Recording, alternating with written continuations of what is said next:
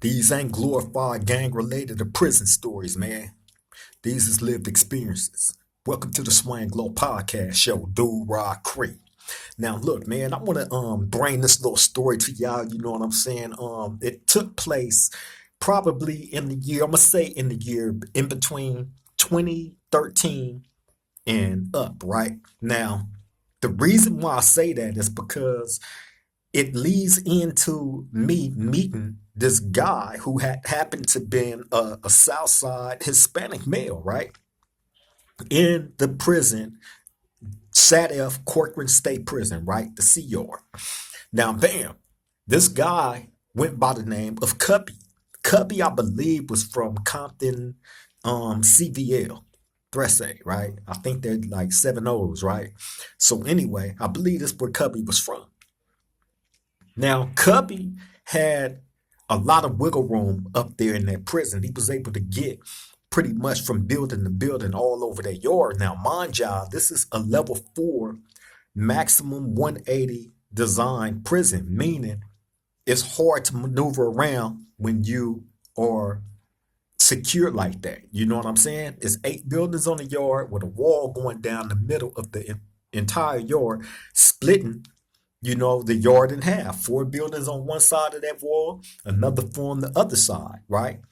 So bam, it's hard to get from side to side if you ain't got like the wiggle room that you need, right?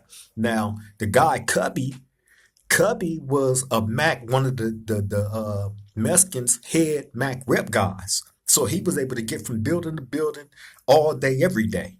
You know what I'm saying? That position gave him a lot of wiggle room. On top of that, I think he was kind of ranked up in the Mexican organization that a lot of them fall up under, which is the Mexican Mafia. You know what I'm saying? Now, at this particular time, during the years that I named from 2013 up, you know what I'm saying? It was one particular guy, like they head dude, that was there at this particular time, right? Now, and I'm not gonna say his name. He ended up getting unalived at that prison. You know what I'm saying? Now, y'all can go to YouTube and type in Mexican Mafia leader unalived in Corcoran State Prison, and his picture gonna pop up. You know what I'm saying? And it's gonna tell y'all his name and all that. I'm not gonna say his name on here. You know what I'm saying? However, but he was unalived up there in Corcoran State Prison. But he got unalived after I left. When I was there, he was there. He was just in a different. He was on one side of the yard. I was on the other. But this dude, they treated like royalty. You know what I'm saying? Now, I'm mentioning him and speaking on this because it plays into the politics of a couple of stories that I'm going to tell y'all about this guy named Cubby, right? Now, they got down completely different, man. I'm often asked, do the Mexicans have a green light to tell on the blacks? And I've given my testimony on that situation, you know what I'm saying, on my channel before. And of course, that was met with resistance from some Hispanic people, mainly the ones that gangbang, you know what I'm saying? And really, those really are the ones that I try to focus on. The ones that gangbang, the ones that don't, they come with their own separate issues of cultural differences. You know what I'm saying? That we've also talked about. But right now, we're talking about the gangbanging ones. At this particular time, when the head guy for the Mexican Mafia was still alive and was there in that prison with me, you know what I'm saying? It was a lot of strange things going down that was happening. You know what I'm saying? For instance, secret meetings with the warden. You know what I'm saying? The head guy, along with the people, you have different ones of them that rank higher than the next one in different positions. Each one of them serve a certain purpose, but certain ones of them are handpicked and put in certain ranks. I'm gonna say that. So the head guy that ended up getting unalive, anytime you've seen him out on the yard, he's gonna have several other Southsiders around him at all times, strapped down to the cord, ready to go at all times, no matter where he's moving at on that yard. Like I said, A lot of people treated him like royalty, especially the police. Especially the police. Now, like I said, he was having secret meetings with the warden and um lieutenants, you know what I'm saying, goon squad. How I know this is because at this time, you know what I'm saying, I'm gonna say this was probably in the year 2016, right? 2016, 2015, 2016, right? During this time, Marcelli, who is my brother, Hog from Pomona Evil Side, worked in the program office at nighttime on the PM shift. You know what I'm saying? Now, the program office is an area within the prison where that's like police headquarters. That's where all the police hang out, the sergeants, the lieutenants. When the warden come on the yard, they even go straight to the program office, right? Like if you get in a issue or something, you know what I'm saying? You get handcuffed up. I'm talking about the inmates. You get handcuffed up and taken to the program office. They got cages in there. That's like police central. So anyway, my bro worked in there on the PM shift, like cleaning up their offices, mopping the floors, cleaning up their bathrooms, and all this and that, right? So he would be in there, and he would see that, like, in that area, it's like a gang of offices. You know what I'm saying? Inside that program office, right? A gang of offices. So he would see the head guy, you know what I'm saying, for the Mexican Mafia and a few more of his subordinates in one of these rooms, back rooms, having secret meetings with the goon squad and whoever else they can fit up in there, right? This is facts. And I dare anybody to question me about this because my bro, Hog, I can bring onto this show, in which I will. Like I said, I keep receipts. You know what I'm saying? But anyway, this ain't about their head guy. It just is. I'm trying to paint a picture of how they was politicking, how they was getting down, because I'm always asked, do they have the green light to tell? Okay, so anyway, bam. Now I remember an incident took place, right? I'm gonna name a couple of incidents involving this guy Cubby. You know what I'm saying? Like I said, I can't say exactly how far up ranked he was up under the Mexican mafias. However, like I said, he brought in a lot of money for them. That I know for a fact because um when we was buying phones and shit, he was tied into a couple. Cubby was tied into a couple of Crips. Now I'm not gonna name them Crips names, but they had a cold operation going, man. You know what I'm saying? That involved a couple of police and you know what I'm saying, a couple of Crips and a couple of Southside Mexicans, right? They had a cold operation. You know what I'm saying? And this dude, how I met the dude Cubby, how I even got up on him was through the Crips. Now, me and a couple of more Crips that was in my building is trying to buy phones at this time. So bam, these are the people that you go through. Bam, right? So that's how I ended up meeting this guy Cubby. So bam, Cubby had, like I said, like I don't know how far up in rank he had, but he had some say so, right? So bam, I remember one time, bro. Um, the Southside Mexicans, I guess they had came up with a thing. They had a meeting with the Goon Squad, a meeting with the Ward, and all these people, right? And I guess they had came up with a thing where they would not sell no drugs for, I think it was for like 90, 60 to 90 days. They would sell no drugs, meaning they would not use their resources to get any drug in and sell it for 60 to 90 days. This was an agreement that they actually sat down with the administration, the warden, and all these people and agreed to do, in which they did. I swear to God, right? So, bam. Now, this, you can look at it a number of different ways, right? But when you do something like that, it's like, okay, I'm pulling myself out of this and putting a spotlight on the people that can be looked at as the ones that's, providing drugs into the prison, right? Because you got to think about this. There's a lot of ODs. You know what I'm saying? A lot of overdoses, man. So a lot of the times, you know what I'm saying? And that's where the struggle, the power struggle comes in at. You know what I'm saying? Everything revolves around money and dope, especially black tar heroin. You know what I'm saying? The Mexicans want to sell it, but a lot of them utilize it too at the same time. So they know that the blacks is definitely gonna sell. They in comparisons, the blacks is gonna give up more love. You know what I'm saying? So the Mexicans they utilize that stuff know they gonna get their bang for their buck.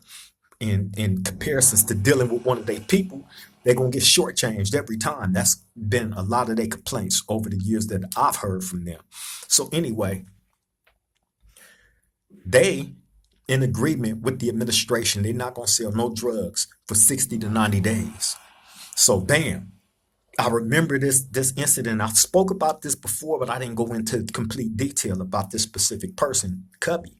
So bam, the young homies, Rover from Southside Compton, is in the cell with Buck from Fresno, West Side Crip, right?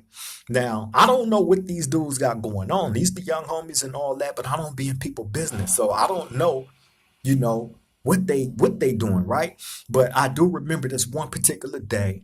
Uh the police doing they security walk, and I guess they went by some Southsider cell, and one of them wasn't responding. He overdosed. So the police trying to get him to get up, wake up, and whatnot. You know what I'm saying? It can't. So bam, push the alarm. They pull the Southside out of there. Luckily, give him some Narcan, save his life, but he had overdosed off some black tar heroin, right? So bam, when that happened, now the question comes in to where, well, we know the Southsiders didn't, this drug didn't come from them. You know what I'm saying? The white boys don't really get into the dope game like that in prison. You know what I'm saying? And the others, they some of them will try their hand in it, but for the most part, not really. You know what I'm saying? But when it comes to the blacks, oh yeah, that's where the competition is at. So now all the spotlight is focused on the blacks. And it didn't make this situation no better that when that Southsider overdosed off that black tar heroin, his celly was in there doing the drug with him. Only his celly didn't overdose. So bam, they pressed Cubby, and another high-ranking Mexican mafia pressed the celly. If you don't tell us where you got that drug, you know what I'm saying? They done probably threatened his family, you know what I'm saying? His safety and whatnot, right? And he sung like a bird. I got it from the Crips, Rover and Buck, right? So bam, the guy, I distinctly remember this, right?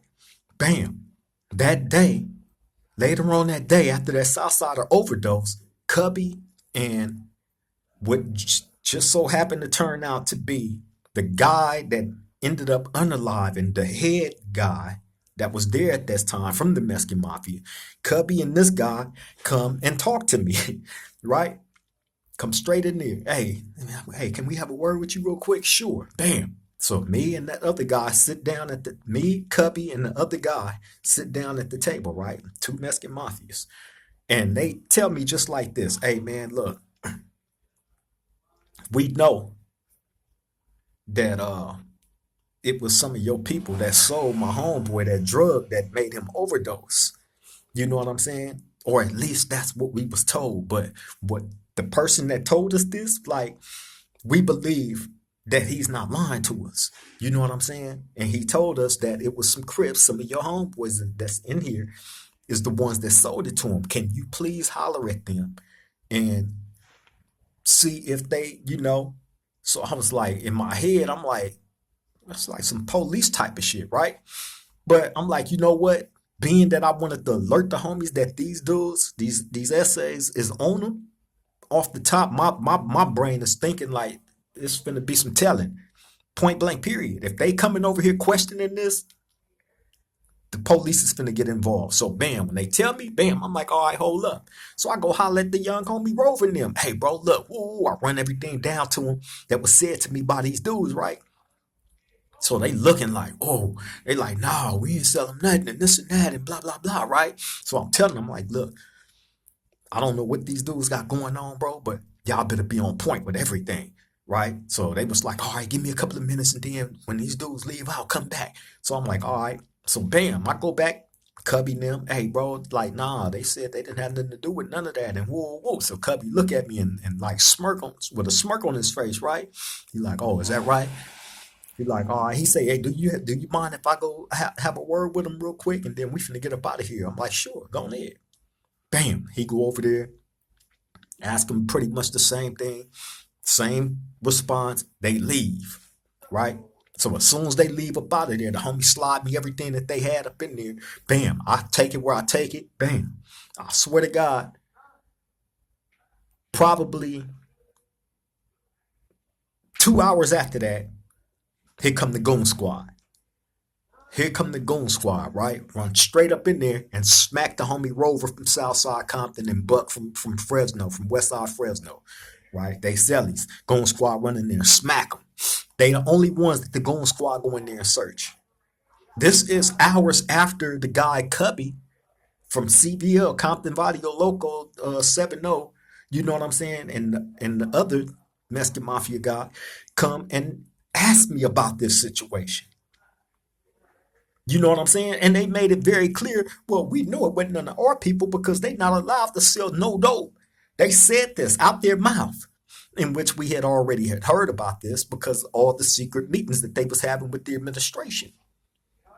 You know what I'm saying? Now, as far as the head guy losing his life and all that, like I said, I'm not here to speak on that because I went that happened after I left. You know what I'm saying? But like I said, he was there when all this was going down, man. So this stuff was happening on his watch, okay? And bam, as far as this guy Cubby go now, you know, I ended up further getting to know him a little bit better because unfortunately I allowed myself to be a middleman for Buck from Westside Fresno and the homie Rover from Southside Compton, right? Because they was trying to purchase a phone. So I middlemaned it, you know what I'm saying, and pretty much guaranteed that their money was gonna be on point and you know the business was gonna go the way that it was supposed to, right? Well, it did to a certain degree. Buck was the one really that was putting in all the money, and I think he was short like $500. You know what I'm saying? Which wasn't supposed to happen. So the dude Cubby is making an issue about it, right? So I remember telling Cubby, like, all right, well, since I middleman this, I'm gonna go back and holler at the homie, man, and try to get this thing on point because ain't no way his money should be short. And he got stripper girlfriends and this and that. As soon as this dude Cubby heard the word stripper come out my mouth, his eyes lit up like big old light bulbs. So he was like, stripper. I said, oh yeah, yeah, yeah, man. Now this guy Buck from Westside Fresno, right, used to always brag about his stripper girl. You know what I'm saying? The stuff that she used to do and showing us the pictures on his tablet of her and all this that, right? So the way he was popping it was like it don't matter what she gonna do, whatever I tell her to do, and this and that and blah blah blah. So yeah, in conversation with this dude Cubby, I mentioned her, bam, his eyes lit up. Now he was like, now we might be able to work something on the stripper thing, right? So I'm like, oh, you a big old fat sucker, huh? Now Cubby was a big dude. He was probably my height, 6'3", you know what I'm saying? But weigh like 300 pounds. He a big old fat dude, right? So I'm like, oh, you a big old sucker like that? Okay. Bam, I know exactly what I'm gonna do in my head. Already, I'm finna go back, holler at this dude, but since you always popping about your stripper girlfriend, this is the time to put her in play, because dude nose got open once he found out you had a stripper girlfriend. So when I go back and holler at Buck, that's how I run it down to him. So he like, oh, bro, what? He like, oh, don't even trip. Yeah, man, I'm finna sick her on him immediately. It worked because not only did that $500 that he was short for that cell phone get wiped off the slate, but some of the other money that he had sent to buy the phone ended up coming back to him too, because the stripper girl had him so wide that she was black, right? She was black. Had his nose so wide open, he starts sending her money. She's taking half of that money that the Cubby, the Southsider, is sending her. Half of it going to Buck, half going into her pocket. So they juiced him like that, man. You know what I'm saying? But Yeah, this was the guy Cubby. So that's how I further got to know him a little bit better. The girl, the stripper, is sending Buck screenshots of this, her and the dude Cubby FaceTiming each other like crazy, wild. His nose was wide open. He was in love. You know what I'm saying? So anyway, another situation with this guy Cubby. I remember, man, like, you know what I'm saying? A situation happened in our building. I think it was some Southsiders that put in work. You know what I'm saying? And it involved some stabbing, right? So bam, you know, when they put their stabbings down, they put their stabbings down, man. I don't discredit nobody for nothing. You know what I'm saying? I hear a lot online about, you know what I'm saying, people being scared of this group, that people being scared of that group and all this and that. Nah, man, ain't nobody scared of nothing. People get cracking when they need to, no matter who you are, what color you are, none of that. You know what I'm saying? And also, you give props what props is due. I'm pretty sure some of them that's out there that give the black state props like they supposed to, because we not just going for nothing. Ain't nobody telling us nothing. You know what I'm saying? Point, ain't nobody running nothing over us. Period. You know what I'm saying? But when they come to them and them dealing with their people, or they puts it down. And this particular incident, they put it down. So now when a situation, a stabbing or a fight or anything go down on the yard, they push the alarm button, alerting everybody on the yard, the police and us. See, it's to let us know that ain't involved in whatever situation is going on to get down. You sit down on your buttocks, all the inmates, right? So bam, when the police hear it, they got to run straight to that incident, stop whatever they doing, wherever they at, and they got to run to that incident. You know what I'm saying? In support of each other. You know what I'm saying? And to stop whatever is going on. So bam. Ain't no inmate supposed to be up. Ain't no inmate supposed to be doing none of that, right? Man, I remember the essays put it down in our building and all the police running in that building. We all get down on the floor. We all down on the floor, right? Inside the building. Police running in there left and right, right? It's a million of them. You know what I'm saying? Like I said, wherever they at, they got to stop doing what they doing and appear, come to that alarm, wherever that alarm go off at. So bam, I remember all these police coming. They coming deep, right? It's probably like 80 of them. So bam, just so happened that day, the warden is on the yard, lieutenants, some of everybody come to that alarm. They all run up in there. Guess who run in there with the police? With all these police inmates are not supposed to be up, and you damn sure not supposed to be mixing in with the police, right? Guess who run in with the police with a fresh pair of brown Crocs on? I had never seen nothing like this in my life in prison, with no socks. Cubby from CVL, the Southsider. He run in with the warden, lieutenants, the captains, the sergeants, and all these other police. He's the only inmate on his feet that run in that building with all these authority in some Crocs. In some Crocs. Ain't no inmate supposed to be up, especially running in no building to an alarm, an active alarm with the police. An inmate? That was the first time I seen it. But I promise you, the guy Cubby, the Southsider, ran up in there just like that. With the police. Nothing happened. You know what I'm saying? Hey, like I said, man, they get certain wiggle room to do whatever. And like I said, the head guy that I refused to name from the Mexican Mafia that was there at that time, they treated him like a god. You know what I'm saying? Point blank period. And I always tripped on people like that they give that type of power to in a prison. You know what I'm saying? And it's crazy. It's crazy. But unfortunately, in prison, that's how the police play the game. You know what I'm saying? When it comes to the Mexicans and the Mexican Mafia and all that, you know what I'm saying? They gonna treat them like royalty every time. You know what I'm saying? Because they know the elders have the influence and the power to make all the rest of them move when they say move. Point blank period. So certain things they are allowed to do, like run to an alarm with the police, something I had never seen in my life. Ever. But he did it. The guy Cubby, he did it. He ran to that alarm. You know what I'm saying? Came and asked me, was the homie selling his people dope? And a couple hours after that, Goon Squad hit the homies. You know what I'm saying? Now, Hey, was he telling? I don't know, because like I said, it's just hell of a coincidences that took place that involved this person. But however, he was tied into a couple of official Crips.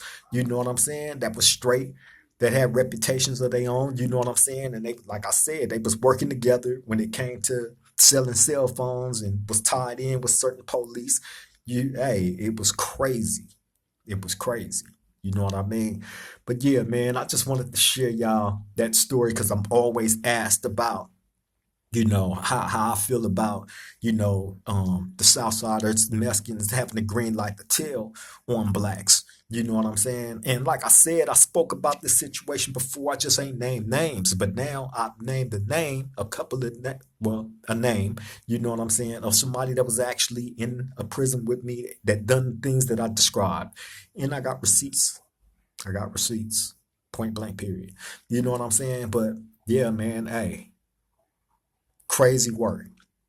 Crazy work. So people can believe what they want to believe. You know what I'm saying? I give these experiences, you know what I'm saying, of certain situations that has taken place over the years that I happen to have been around and I've seen with my own eyes. You know what I'm saying? So hey, it is what it is, man. But look, I don't want to hold y'all up too much longer. I appreciate everybody taking the time out, man, to come back to this round table, and hear yet another story.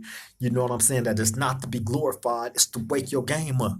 It's to understand why a lot of the stuff that goes on out in the streets with blacks and Hispanics is going on today because a lot of them take that prison mentality out with them and they stick to it and they press their line, point blank, period. But you know, hey man, hopefully, you know, dudes wake their game up, man. You know what I'm saying? This ain't nothing but educational purposes of even speaking on this situation. You know what I'm saying? Hopefully it wakes somebody game up that need to be woke up. On that note, we finna get on up out of here, man. I appreciate you all stepping back to this round table yet again. Like, comment, share, subscribe to the Swang Low Podcast Show. Do Rock Creep if you haven't already did it. And to those of y'all joining the family, man, salute to all of y'all. We embrace you wholeheartedly.